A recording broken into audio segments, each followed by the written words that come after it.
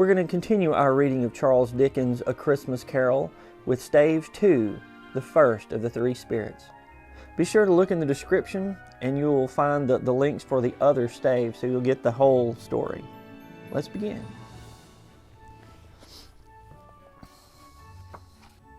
Stave 2, the first of the three spirits. When Scrooge awoke, it was so dark that looking out of bed he could scarcely distinguish the transparent window from the opaque walls of his chamber. He was endeavoring to pierce the darkness with his ferret eyes when the chimes of a neighboring church struck the 4 quarters, so he listened for the hour. To his great astonishment, the heavy bell went on from 6 to 7, and from 7 to 8, and regularly up to 12, then stopped. 12! It was past 2 when he went to bed. The clock was wrong. An icicle must have got into the works. 12. He touched the spring of his repeater to correct this most preposterous clock. Its rapid little pulse beat 12 and stopped. "Why, it isn't possible," said Scrooge, "that I can have slept through a whole day and far into another night. It isn't possible that anything has happened to the sun, and this is 12 at noon." The idea being an alarming one, he scrambled out of bed and groped his way to the window. He was obliged to rub the frost off with his sleeve of his dressing gown before he could see anything, and could see very little then. All he could make out was that it was still very foggy and extremely cold, and that there was no noise of people running to and fro and making a great stir, as there unquestionably would have been if night had beaten off bright day and taken possession of the world. This was a great relief, because 3 days after sight of this first of exchange paid to Mr. Ebenezer Scrooge or his order, and so forth, would have become a mere United States security if there were no days to count by. Scrooge went to bed again, and thought and thought and thought it over and over and over, and could make nothing of it. The more he thought, the more perplexed he was, and the more he endeavored not to think, the more he thought. Marley's ghost bothered him exceedingly. Every time he resolved within himself, after mature inquiry, that it was all a dream, his mind flew back again like a strong spring released to its first position, and presented the same problem to be worked all through. Was it a dream or not? Scrooge lay in this state until the chime had gone 3 quarters more, when he remembered, on a sudden, that the ghost had warned him of a visitation when the bell tolled 1. He resolved to lie awake until the hour was past, and considering that he could no more go to sleep than go to heaven, this was perhaps the wisest resolution in his power. The quarter was so long that he was more than once convinced that he must have sunk into a doze unconsciously, and missed the clock. At length it broke upon his listening ear. "Ding dong! 1/4 past," said Scrooge, counting. "Ding dong! 1/2 past," said Scrooge. "Ding dong! 1/4 to it," said Scrooge. "Ding dong! The hour itself," said Scrooge triumphantly, "and nothing else." He spoke before the hour bell sounded, which it now did with a deep, dull, hollow, melancholy one. Light flashed up in the room upon the instant, and the curtains of his bed were drawn. The curtains of his bed were drawn aside, I tell you, by a hand. Not the curtains at his feet, nor the curtains at his back, but those to which his face addressed. The curtains of his bed were drawn aside, and Scrooge, starting up into half-recumbent attitude, found himself face to face with the unearthly visitor who drew them, as close to it as I am now to you, and I am standing in the spirit at your elbow. It was a strange figure, like a child, yet not so like a child as like an old man, viewed through some supernatural medium which gave him the appearance of having receded from the view and being diminished to a child's proportions. Its hair, which hung about its neck and down its back, was white as if with age, and yet the face had not a wrinkle in it, and the tenderest bloom was on the skin. The arms were very long and muscular, the hands the same, as if its hold were of uncommon strength. Its legs and feet, most delicately formed, were, like those upper members, bare. It wore a tunic of the purest white, and round its waist was bound a lustrous belt, the sheen of which was beautiful. It held a branch of fresh green holly in its hand, and, in singular contradiction of that wintry emblem, had its dress trimmed with summer flowers. But the strangest thing about it was that from the crown of its head there sprung a bright, clear jet of light, by which all this was visible, and which was doubtless the occasion of its using, in its duller moments, a great extinguisher for a cap which it now held under its arm. Even this, though, when Scrooge looked at it with increasing steadiness, was not its strangest quality. For as its belt sparkled and glittered now in one part and now in another, and what was light one instant, at another time was dark, so the figure itself fluctuated in its distinctness, being now a thing with one arm, now with one leg, now with 20 legs, now a pair of legs without a head, now a head without a body, of which dissolving parts no outline would be visible in the dense gloom wherein they melted away. And in the very wonder of this, it would be itself again, distinct and clear as ever. "Are you the spirit, sir, whose coming was foretold to me?" asked Scrooge. "I am." The voice was soft and gentle, singularly low, as if instead of being so close beside him, it were at a distance. "Who and what are you?" Scrooge demanded. "I am the ghost of Christmas past." "Long past?" inquired Scrooge, observant of its dwarfish stature. "No, your past." Perhaps Scrooge could not have told anybody why, if anybody could have asked him, but he had a special desire to see the spirit in his cap, and begged him to be covered. "What?" exclaimed the ghost. "Would you so soon put me out, with worldly hands, the light I give? Is it not enough that you are one of those whose passions made this cap, and forced me through whole trains of years to wear it low upon my brow?" Scrooge reverently disclaimed all intention to offend, or any knowledge of having wilfully bonneted the spirit at any period of his life. He then made bold to inquire what business brought him here. "Your welfare," said the ghost. Scrooge expressed himself much obliged, but could not help thinking that a night of unbroken rest would have been more conducive to that end. The spirit must have heard him thinking, for it said immediately, "Your reclamation, then, take heed." It put out its strong hand as it spoke, and clasped him gently by the arm. "Rise and walk with me." It would have been in vain for Scrooge to plead that the weather and the hour were not adapted to pedestrian purposes, that bed was warm and the thermometer a long way below freezing, that he was clad but lightly in his slippers, dressing gown, and nightcap, and that he had a cold upon him at that time.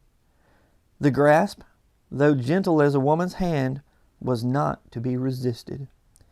He rose, but finding that the spirit made towards the window, clasped his robe in supplication. "I am a mortal," Scrooge remonstrated, "and liable to fall." "Bear but a touch of my hand there," said the spirit, laying upon his heart, "and you shall be upheld in more than this."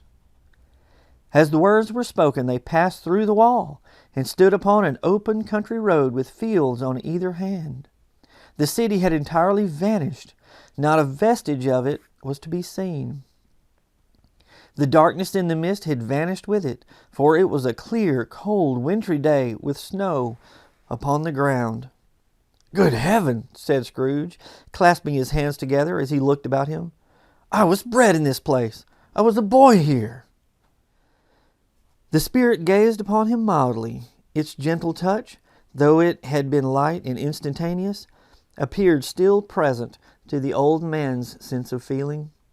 He was conscious of 1,000 odors floating in the air, each one connected with 1,000 thoughts, and hopes, and joys, and cares long, long forgotten. "Your lip is trembling," said the ghost. "And what is that upon your cheek?" Scrooge muttered with an unusual catching in his voice that it was a pimple, and begged the ghost to lead him where he should. "You recollect the way?" inquired the spirit. "Remember it!" cried Scrooge with fervor. I could walk it blindfolded." "Strange to have forgotten it for so many years," observed the ghost. "Let us go on." They walked along the road, Scrooge recognizing every gate and post and tree, until a little market town appeared in the distance with its bridge, its church, and winding river. Some shaggy ponies now were seen trotting towards them with boys upon their backs, who called to other boys in country gigs and carts driven by farmers. All these boys were in great spirits and shouted to each other until the broad fields were so full of merry music that the crisp air laughed to hear it. "These are but shadows of the things that have been," said the ghost. "They have no consciousness of us." The jocund travelers came on, and as they came, Scrooge knew and named them every one. Why was he rejoiced by all bounds to see them? Why did his cold eye glisten and his heart leap up as they went past? Why was he filled with gladness when he heard them give each other Merry Christmas as they parted at crossroads and byways for their several homes? What was Merry Christmas to Scrooge? Out upon a Merry Christmas! What good had it ever done him? "The school is not quite deserted," said the ghost. "A solitary child, neglected by his friends, is left there still." Scrooge said he knew it, and he sobbed. They left the high road by a well-remembered lane, and soon approached a mansion of dull red brick, with a little weathercock-surmounted cupola on the roof, and a bell hanging in it. It was a large house, but one of broken fortunes, for the spacious offices were little used, their walls were damp and mossy, their windows broken, and their gates decayed. Fowls clucked and strutted in the stables, and the coach houses and sheds were overrun with grass. Nor was it more retentive of its ancient state within, for entering the dreary hall and glancing through the open doors of many rooms, they found them poorly furnished, cold, and vast. There was an earthly savor in the air, a chilly bareness in the place, which associated itself somehow with too much getting up by candlelight and not too much to eat. They went, the ghost and Scrooge, across the hall to a door at the back of the house. It opened before them, and disclosed a long, bare, melancholy room, made bare still by lines of plain deal forms and desks. At one of these a lonely boy was reading near a feeble fire, and Scrooge sat down upon a form and wept to see his poor forgotten self as he used to be.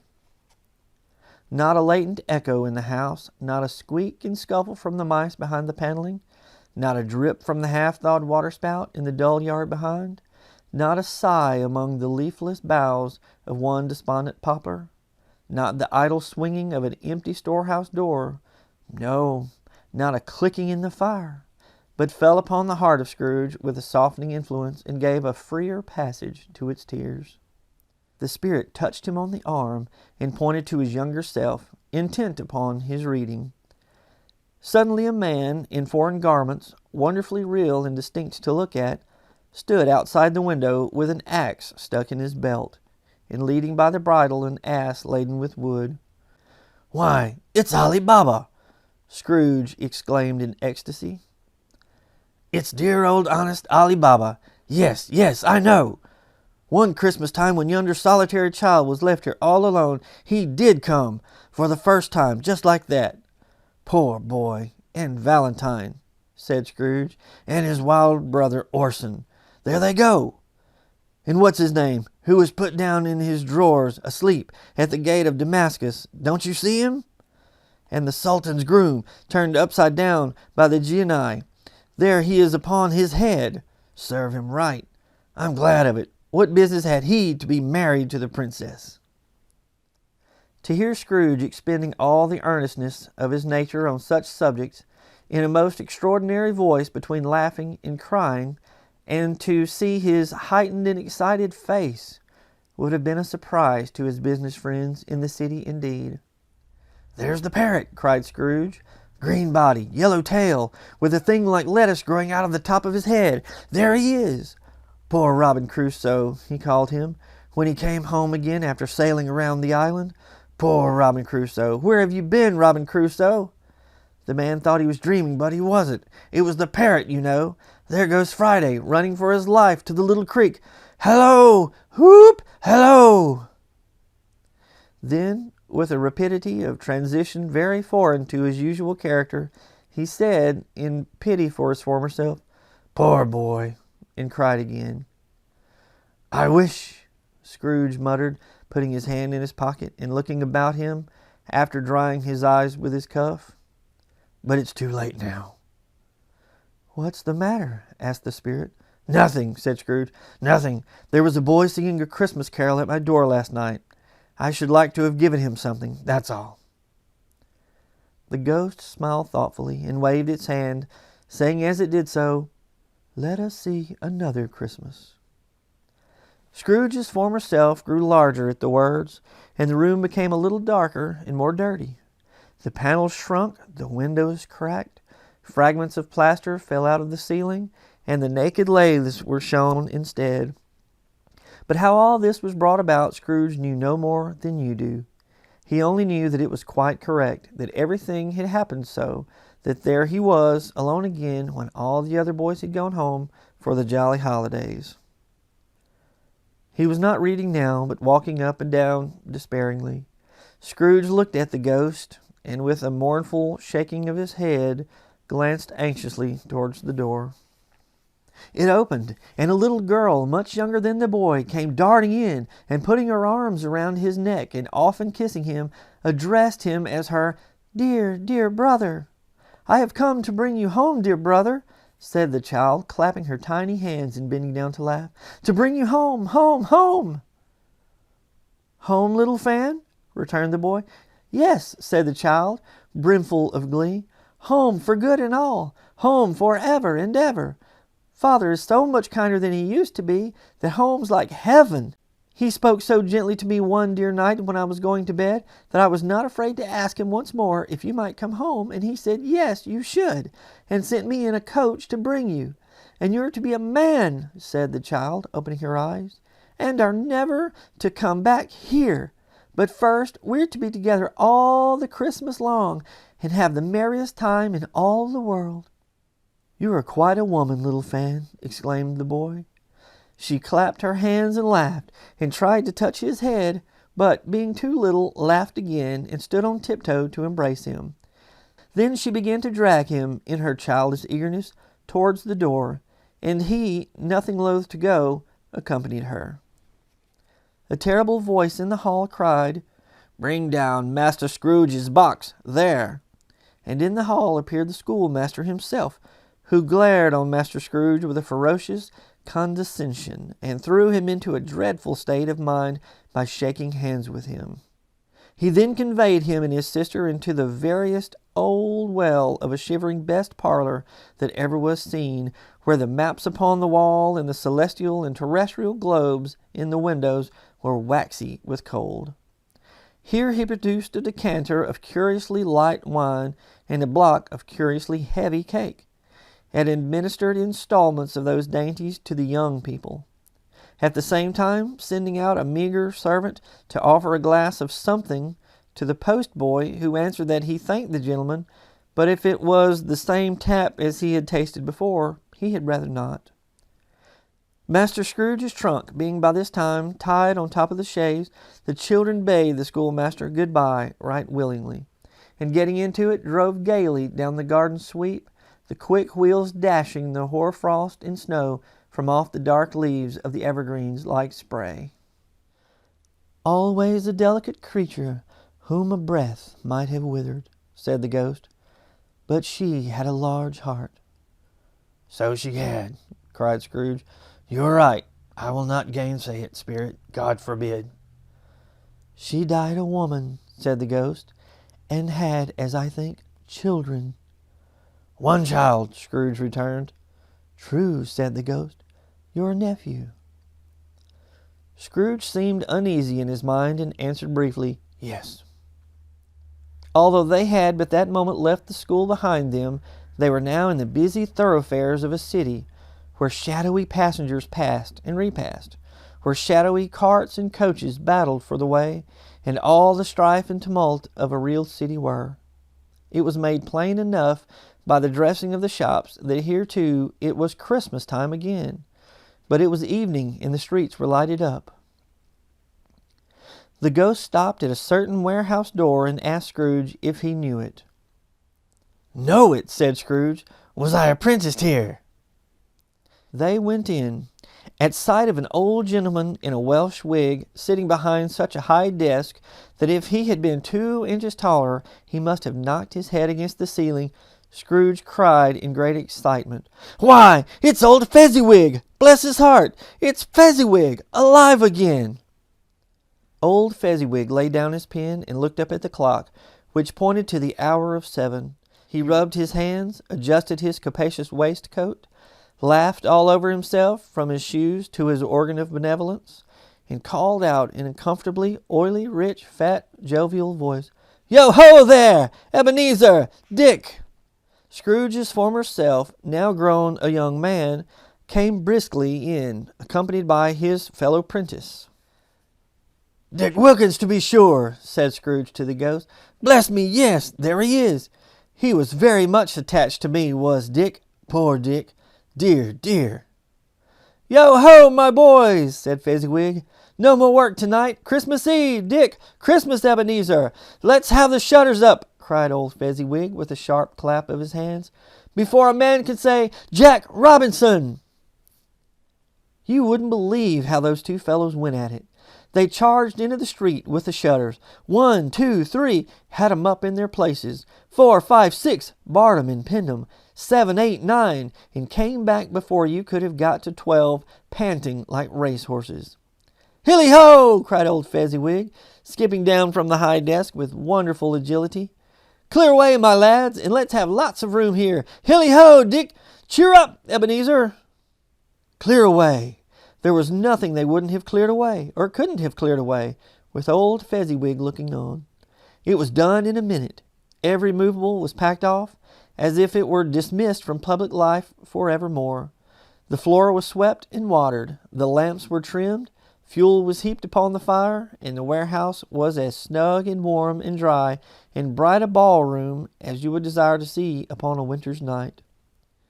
In came a fiddler with a music book and went up to the lofty desk and made an orchestra of it and tuned like 50 stomachs.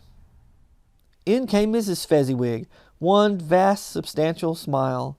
In came the 3 Miss Fezziwigs, beaming and lovable. In came the 6 young followers whose hearts they broke. In came all the young men and women employed in the business. In came the housemaid with her cousin the baker. In came the cook with her brother's particular friend, the milkman. In came the boy from over the way, who was suspected of not having board enough from his master, trying to hide himself behind the girl from next door but one, who was proved to have had her ears pulled by her mistress. In they all came, one after another, some shyly, some boldly, some gracefully, some awkwardly, some pushing, some pulling. In they all came, anyhow and everyhow. Away they all went, 20 couple at once, hands half round and back again the other way, down the middle and up again, round and round in various stages of affectionate grouping. Old top couple always turning up in the wrong place. New top couple starting off again as soon as they got there. All top couples at last, and not a bottom one to help them. When this result was brought about, old Fezziwig, clapping his hands to stop the dance, cried out, "Well done!" And the fiddler plunged his hot face into a pot of porter especially provided for that purpose. But scorning rest upon his reappearance, he instantly began again, though there were no dancers yet, as if the other fiddler had been carried home exhausted on a shutter, and he were a brand new man resolved to beat him out of sight or perish. There were more dances, and there were forfeits, and more dances, and there was cake, and there was negus, and there was a great piece of cold roast, and there was a great piece of cold boiled, and there were mince pies, and plenty of beer. But the great effect of the evening came after the roast and boiled, when the fiddler, an artful dog, mind, the sort of man who knew his business better than you or I could have told him, struck up Sir Roger de Coverley. Then old Fezziwig stood out to dance with Mrs. Fezziwig. Top couple, too, with a good stiff piece of work cut out for them. 3 or 4 and 20 pair of partners, people who were not to be trifled with, people who would dance and had no notion of walking. But if they had been twice as many, 4 times, old Fezziwig would have been a match for them, and so would Mrs. Fezziwig. As to her, she was worthy to be his partner in every sense of the term. If that's not high praise, tell me higher, and I'll use it. A positive light appeared to issue from Fezziwig's calves. They shone in every part of the dance like moons. You couldn't have predicted it at any given time what would have become of them next. And when old Fezziwig and Mrs. Fezziwig had gone all through the dance, advance and retire, both hands to your partner, bow and curtsy, corkscrew, thread the needle, and back again to your place, Fezziwig cut so deftly that he appeared to wink with his legs and came upon his feet again without a stagger. When the clock struck 11, this domestic ball broke up. Mr. and Mrs. Fezziwig took their stations, one on either side of the door, and shaking hands with every person individually as he or she went out, wished him or her a Merry Christmas. When everybody had retired but the 2 prentices, they did the same to them, and thus the cheerful voices died away, and the lads were left to their beds, which were under a counter in the back shop. During the whole of this time, Scrooge had acted like a man out of his wits. His heart and soul were in the scene, and with his former self. He corroborated everything, remembered everything, enjoyed everything, and underwent the strangest agitation. It was not until now, when the bright faces of his former self and Dick were turned from them, that he remembered the ghost, and became conscious that it was looking full upon him, while the light upon its head burnt very clearly. "A small matter," said the ghost, "to make these silly folks so full of gratitude." "Small," echoed Scrooge. The spirit signed to him to listen to the 2 apprentices, who were pouring out their hearts in praise of Fezziwig, and when had done so, said, "Why, is it not? He has spent but a few pounds of your mortal money, 3 or 4 perhaps. Is that so much that he deserves this praise?" "It isn't that," said Scrooge, heated by the remark, and speaking unconsciously, like his former, not his latter, self. "It isn't that, spirit. He has the power to render us happy or unhappy, to make our service light or burdensome, a pleasure or a toil. Say that his power lies in words and looks, and things so slight and insignificant that it is impossible to add and count 'em up. What then? The happiness he gives is quite as great as if it cost a fortune." He felt the spirit's glance and stopped. "What is the matter?" asked the ghost. "Nothing particular," said Scrooge. "Something, I think," the ghost insisted. "No," said Scrooge. "No, I should like to be able to say a word or 2 to my clerk just now. That's all." His former self turned down the lamps as he gave utterance to the wish, and Scrooge and the ghost again stood side by side in the open air. "My time grows short," observed the spirit. "Quick." This was not addressed to Scrooge or to anyone whom he could see, but it produced an immediate effect. For again Scrooge saw himself. He was older now, a man in the prime of life. His face had not the harsh and rigid lines of his later years, but it had begun to wear the signs of care and avarice.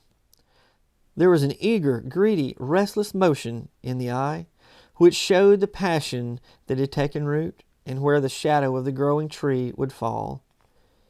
He was not alone, but sat by the side of a fair young girl in a mourning dress, in whose eyes there were tears, which sparkled in the light that shone out of the ghost of Christmas past. "It matters little," she said softly. "To you, very little. Another idol has displaced me. And if it can cheer and comfort you in time to come, as I would have tried to do, I have no just cause to grieve." "What idol has displaced you?" he rejoined. "A golden one." "This is the even-handed dealing of the world," he said. "There is nothing on which it is so hard as poverty, and there is nothing it professes to condemn with such severity as the pursuit of wealth. You fear the world too much, she answered gently. All your other hopes have merged into the hope of being beyond the chance of its sordid reproach. I have seen your nobler aspirations fall off one by one until the master passion, gain, engrosses you. Have I not? What then? He retorted. Even if I have grown so much wiser, what then? I am not changed towards you. She shook her head. Am I? Our contract is an old one. It was made when we were both poor and content to be so, until in good season we could improve our worldly fortune by our patient industry. You are changed. When it was made, you were another man. I was a boy, he said impatiently. Your own feeling tells you that you are not what you are, she returned. I am. That which promised happiness when we were one in heart is fraught with misery now that we are two. How often and how keenly I have thought of this, I will not say. It is enough that I have thought of it and can release you. Have I ever sought release? In words? No, never. In what then? In a changed nature, in an altered spirit, in another atmosphere of life, another hope as its great end, in everything that made my love or any worth or value in your sight. If this had never been between us, said the girl, looking mildly, but with steadiness upon him, tell me, would you seek me out and try to win me now? Ah, no.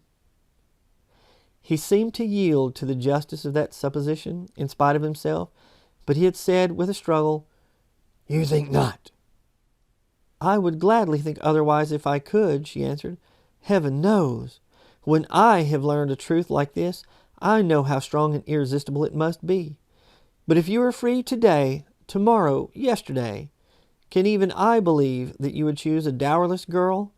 You who, in your very confidence with her, weighing everything by gain, or choosing her, if for a moment you are false enough to your one guiding principle to do so, do I not know that your repentance and regret would surely follow? I do, and I release you, with a full heart for the love of him you once were. He was about to speak, but with her head turned from him, she resumed. You may. The memory of what is past half makes me hope you will have pain in this. A very, very brief time, and you will dismiss the recollection of it gladly as an unprofitable dream from which it happened well that you awoke. May you be happy in the life you have chosen. She left Spirit, him, said Scrooge, and they parted. Show me no more. Conduct me home. Why do you delight to torture me? One shadow more, exclaimed the ghost. No more, cried Scrooge. No more. I don't wish to see it. Show me no more. But the relentless ghost pinioned him in both his arms and forced him to observe what happened next. They were in another scene and place, a room not very large or handsome, but full of comfort. Near to the winter fire sat a beautiful young girl, so like that lass that Scrooge believed it was the same until he saw her, now a comely matron, sitting opposite her daughter. The noise in this room was perfectly tumultuous, for there were more children there than Scrooge in his agitated state of mind could count. And unlike the celebrated herd in the poem, there were not 40 children conducting themselves like one, but every child was conducting itself like 40. The consequences were uproarious beyond belief, but no one seemed to care. On the contrary, the mother and daughter laughed heartily and enjoyed it very much, and the latter, soon beginning to mingle in the sports, got pillaged by the young brigands most ruthlessly.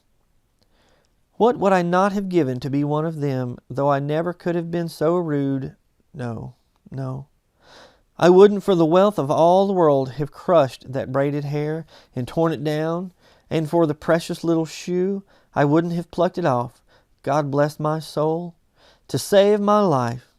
As to measuring her waist in sport, as they did, bold young brood, I couldn't have done it. I should have expected my arm to have grown round it for a punishment, and never come straight again.